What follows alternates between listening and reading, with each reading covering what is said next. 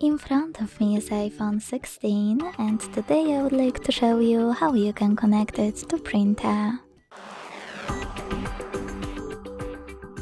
First of all, you need to open one of your files that you wish to print.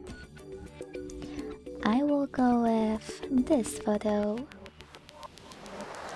Now use this icon at the bottom left corner. Scroll down and click on print over here.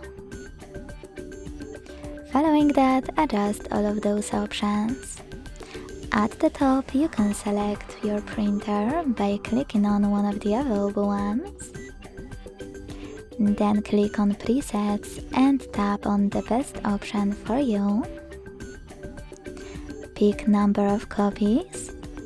Decide if you wish to print in color by using this switcher next to print in color option. And last but not least, select paper size.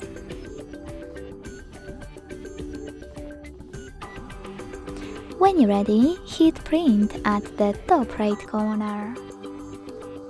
Thanks so much for watching. If you enjoyed this video, leave a like, comment and subscribe. Bye!